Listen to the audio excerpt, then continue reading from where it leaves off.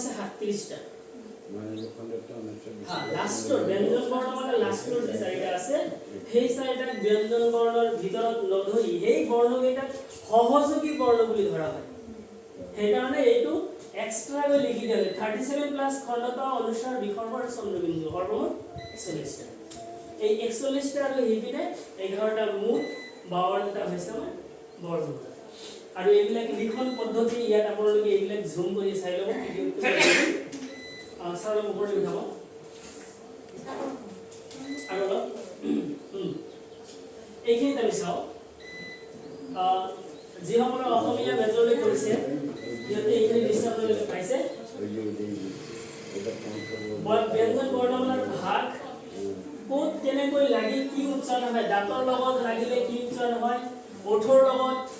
আমি এইকেইটা বৰ্ণ হয়তো ওঠৰ ব্যৱহাৰ নকৰি আমি উচ্চাৰণ কৰিব নোৱাৰিম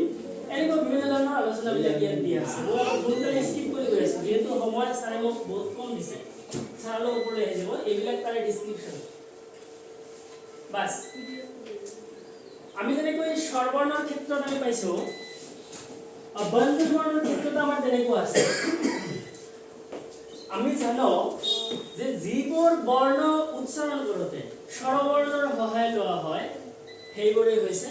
ব্যঞ্জন বৰ্ণ এতিয়া স্বৰবৰ্ণ ইয়াত ক আছে কৰ লগত কিন্তু ইয়াত অ যোগ আছে সেইকাৰণে তাৰ উচ্চাৰণ অ কৰ লগত কি আছে অ যুক্ত আছে কিন্তু খ আখৰটো যদি আমি লওঁ বৰ্ণটো যদি লওঁ ক আৰু খ যোগ হৈ কিন্তু খ হৈছে কৰ লগত হ যোগ হৈছে আৰু কৰ লগতো অ আছে এনেকৈ এই বৰ্ণবিলাক হৈছে আৰু এইবিলাকে এই শব্দবিলাক হৈছে এতিয়া এটা বৰ্ণই এটা শব্দ হ'ব পাৰেনে প্ৰশ্ন এটা বৰ্ণ এটা শব্দ হ'ব পাৰেনে উদাহৰণ ক ৰ এ তই ক এ ৰ ইয়ে দ ন কিন্তু এ প পৰ কি কোনো অৰ্থ আছে গতিকে এই পটো কেৱল বৰ্ণ ই শব্দ নহয় কিন্তু ক মানে কোৱা বুজাইছে গতিকে ই এটা শব্দ হ'ব পাৰে এইখিনিতে আমি গ ঘৰ ছোট গ বড় গ বুলি আমি নিজে ভাগ কৰি দিছো আচলতে এই ছোট গ বড় গ বুলি কোনো কথা নাই জাস্ট গ আৰু ঘ উঙত আমি এইখিনি চাও এইটো উঙ্গ কিছুমানে আমি উঙ্গ বুলি কওঁ এইটো চাও আপোনালোকে চাব এইটোক আমি বহুতে উঙ্গ বুলি কওঁ আসলে উঙ্গৰ শুদ্ধ ৰূপটো হৈছে উঙ যোগ গ এইটো হৈছে উঙ্গ কিন্তু এইটো হৈছে উঙ্গ নহয়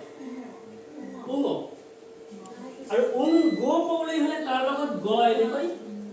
যুক্ত কৰিব লাগিব স্বৰ ক্ষেত্ৰত আমি আহি আছো কিছুমানে ইয়াক প্ৰথম চ বিভিন্ন ধৰণৰ নামবিলাক আমি দিওঁ জাস্ট ইয়াৰ নাম চ হে প্ৰথম চ দ্বিতীয় চ এইবিলাক যদিও কোনোবাই শুদ্ধ বুলি ক'ব খোজে কিন্তু বৈয়াকৰণিকসকলে এইবিলাকক জাস্ট চ বুলি ক'ব দিছে প্ৰথম চ দ্বিতীয় চ বুলি ক'ব কথা নাই এই জৰ ক্ষেত্ৰত কিমান আমি নাম দিওঁ ভূগীত যা ভূগা যা মুগী যা বৈগা যা প্ৰথম গজা বিভিন্ন ধৰণৰ নাম দিওঁ আমি এইবিলাক ভুল এইটোৰ ক্ষেত্ৰত আমি চাওঁ নিয় প্ৰপাৰলি নিয় নহয় জাস্ট জিভাটো গৈ আমাৰ তালুত অলপ টাচ খাব সেইটো হৈছে নিয় এবাৰ নিয়ৰ লগত কিছুমান কথা আপোনালোকৰ লগত আলোচনা কৰি দিওঁ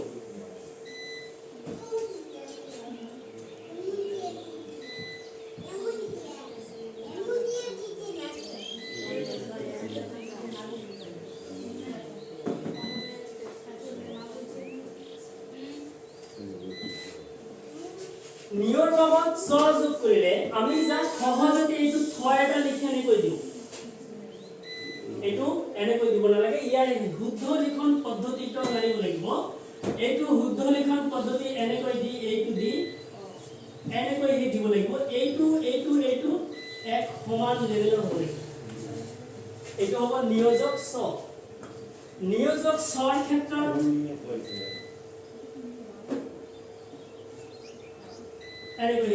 কিন্তু আমি যেতিয়া সিঙ্গেল লিখিম ইয়াৰ ওপৰত আমি মাত্ৰা দিব নোৱাৰিম কাৰণ নিয়ৰ ওপৰত মাত্ৰা নাই এইটোৰ ওপৰত মাত্ৰা নাই আমি এইবিলাকৰ ওপৰত মাত্ৰা দিব নোৱাৰি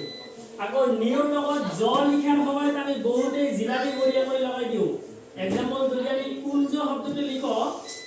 এনেকৈ দিওঁ কিন্তু ইয়াৰ শুদ্ধ লিখন পদ্ধতিটো বেলেগ এইটো লিখাৰ সময়ত লিখিব লাগিব এনেকৈ এইটো এইটো কিন্তু আমি স্পিডত লিখাৰ সময়ত জাস্ট আমি এনেকৈ জিলাপি বনাই দিওঁ আচলতে সেইটো তেনেকৈ দিব নালাগে তেনেহ'লে এইটো ভাঙিলে হ'ব নিয়োজক বৰ্গীয় জ আৰু বৰ্গীয় জ যোগ নিয় হলে তাৰ উচ্চাৰণ হ'ব গ গৰ দৰে অৰ্থাৎ এইটো আৰু ইয়াৰ উচ্চাৰণ গ গ যেৰকম যেনেকুৱা আছে বিজ্ঞান অজ্ঞ বিজ্ঞ এইবিলাক টৰ ক্ষেত্ৰত আমি আহিছো টক আমি বহুতে মূৰ্ধন্য টক মধিনাত্ম টক বিভিন্ন ধৰণৰ নাম দিওঁ এইটো কেৱল মাত্ৰ টক মনত ৰাখিব এইখিনিতে নত্যবিধিৰ গ্ৰামাৰ অনুযায়ী ট ঠ ড ঢ মূৰ্ধন্য এইকেইটা বৰ্ণৰ লগত কোনো দিন দন্ত ন যুক্ত নকৰিব এইকেইটাৰ লগত কোনো দিন দন্ত ন নহয় তেনেহ'লে এটা প্ৰশ্ন সুধো আপোনালোকক যদি আমি কণ্ঠ শব্দটো লিখো হৈছে শব্দটো লিখা হয় নাই কাৰণ ঠৰ লগত ওপৰত এনেকৈ যে ন দিছো মাত্ৰা দিছো মানে ইয়াত দন্ত ন আছে এইখিনিত স্কিপ হ'ব যেটো আমাৰ টেট পৰীক্ষা হ'ল টেট পৰীক্ষাত এই শব্দটো আহিছিলে ঘণ্টা শব্দটোৰ বুদ্ধ বাছি উলিয়াব দিছিলে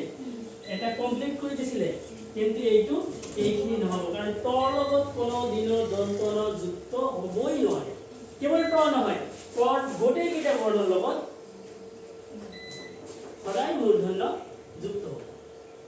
স্যাৰ নেক্সট আহিছো আচ্ছা ইয়াতে যে আমাৰ জেনেৰেল কথাটো কি যে মূৰ্ধন্য বৰ্ণ যেটা আছে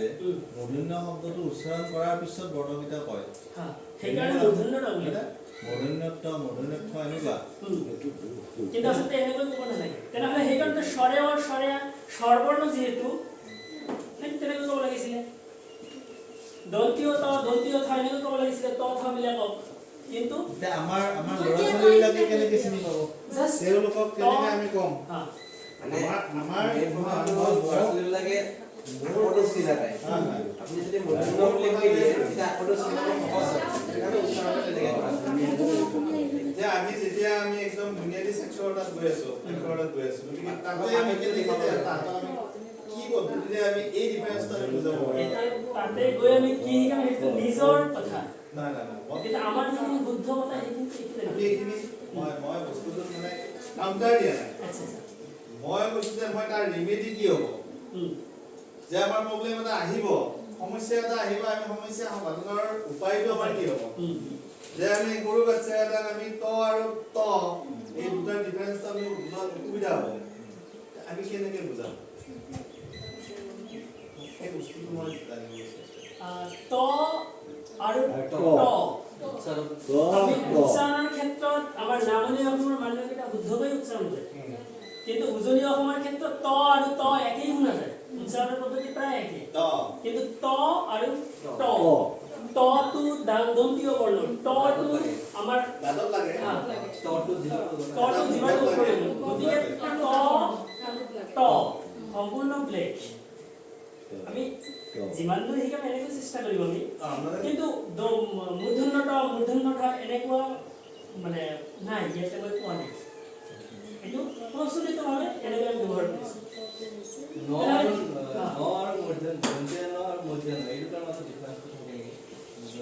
নটো আমি দন্ত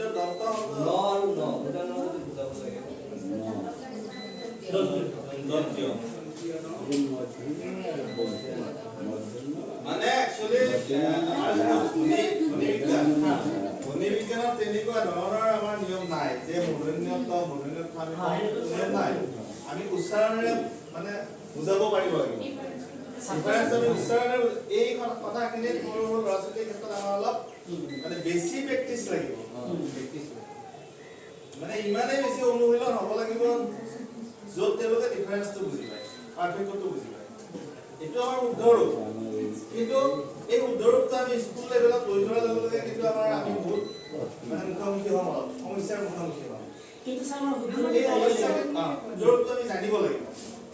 আমি টিচাৰখিনি আমি শিক্ষকখিনি আমি জানিব লাগিব সিহঁতে কিন্তু শিকি আহিব কিছুমান কথা সিহঁতে মই সিদিনাও কৈছোঁ যে ঘৰুৱা পৰিৱেশতে সিহঁতে বহু কথা শিকি আহিব সেইখিনিক আমি কেনেকৈ ইয়ালৈকে কনভাৰ্ট কৰিম শুদ্ধ ৰূপলৈকে সেইটো আমাৰ মূল কথা স্যার আমার মানে কি কয় কান বসরা ধর আদি ভাঙা ধর আর তোর ভাই এই যে সাড়ে দিন বলে আমি এই দর আঠু বাংলা দর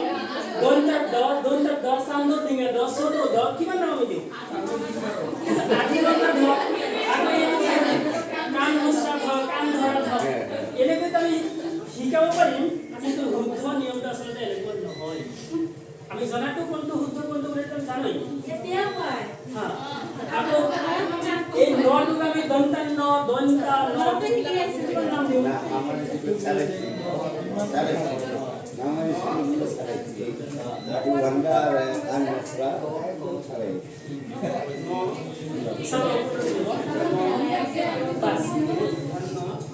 আমি এইটো যাও ইয়াত যেহেতু আমাৰ সংস্কৃত শিক্ষাগুৰু আছে মুছতালি ছাৰ তেখেতৰ ওচৰত মই যেতিয়া পঢ়িছিলোঁ সেই সময়ত এইটোৰ ব্যৱহাৰ মোৰ ভালকৈ মনত আছে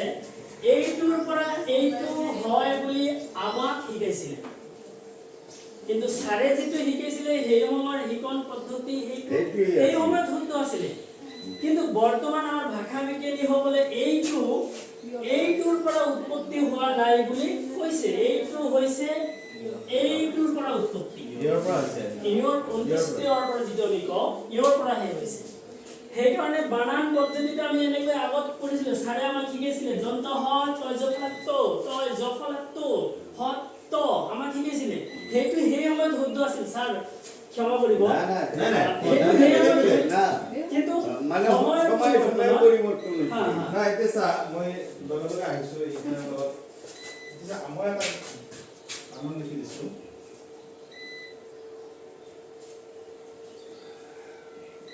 সূৰ্য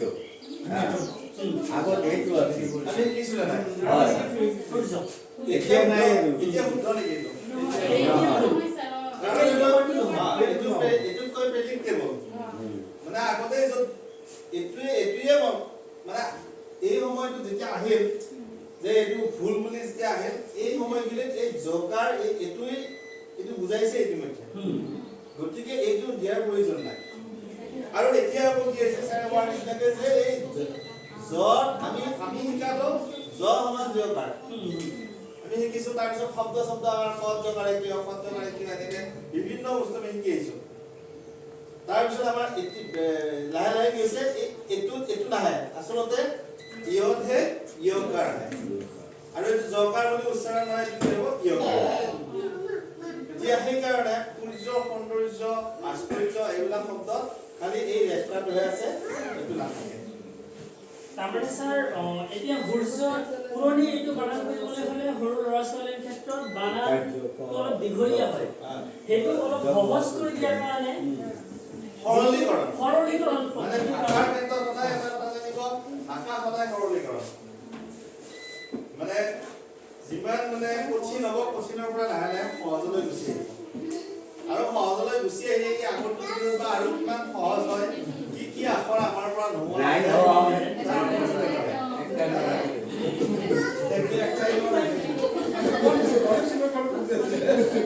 এটা সময়তে এটা নাথাকে ভাল হ'ব আমি এইটোলৈ আহি আছো বোৰ্ডত লিখিছিলোঁ এতিয়া প্ৰজেক্টৰ আহিছে লাহে লাহে নহয় আমাৰ মাজত এইটো লৈ অলপ কন্ট্ৰভাৰ্সি আছে ৰ আমি ইয়াক বহুতে পেট কাটা ৰ বুলি কওঁ আমাৰ অসমীয়া ব্যঞ্জন বৰ্ণমালাত এই ৰটো আমাৰ যেটো এই ৰ ৩-৪ ঠাইত ব্যৱহাৰ কৰা হয় এই ৰটো যদি কোনো বৰ্ণৰ আগত যোগ হয় তেনেহলে সেইটো ৰেফলৈ পৰিৱৰ্তন হয় যেনেকুৱা আমি যদি এইটো লৈ চাওঁ তৰ্ক ছাৰে আমাক শিকাইছিলে ত কয় ৰেফ ত কয় ৰেফ আলটিমেটলি তকৰ হৈ গ'ল নহয় যেনেকৈ শিকাইছিলে কিন্তু বৰ্তমানৰ পদ্ধতিটো হৈছে ত ৰয় কয় অৰ্ক তৰ্ক ত ৰয় কয় অৰ্ক তৰ্ক ম ৰয় মই অৰ্ম মৰ্ম উচ্চাৰণ পদ্ধতি এনেকৈ কিন্তু ত কয়ৰে বুলি আমি শিকিছো এতিয়া কোনে কি শিকিছিলে মই যেনেকৈ শিকিছিলে সেইটো কৈছো ত কয়ৰে ম দন্ত হ কয়ৰে ৰেপটো পিছত কৈছে এইবিলাক মানে আপোনাৰ এক্সপাৰ্ট বিলাকে যেতি স্কুল ভিতৰত যায় না লোকে তেনেকৈ কৰে আৰু এইবাৰ এই ৰটো যদি কোনো বৰ্ণৰ পিছত থাকে তেনেহলে সেইটো আমি আগত পাইছিলো ৰ ফলা কিন্তু এইটো ৰ ফলা নহয় এইটো জাস্ট ৰ পায় আমি আগত কৰিছিলো যেনেকৈ ধৰি লৈছো পয় ৰ ফলা প্ৰ আমি আগত পাইছিলো কিন্তু এইটো ঠিকই আছে আখৰটো ঠিক বৰ্ণটো ঠিকই আছে পৰ সময়ত পয় ৰকাৰে প্ৰ আগত পাইছিলো পয় ৰ ফলা এতিয়া এইটো অলপ শিকাব লাগিব পয় ৰকাৰ তো এই ৰটো যদি আগত থাকে ৰেপ হয় আৰু ৰ পিছত থাকিলে ৰকাৰ বা ৰেপ হলে পৰিৱৰ্তন হয়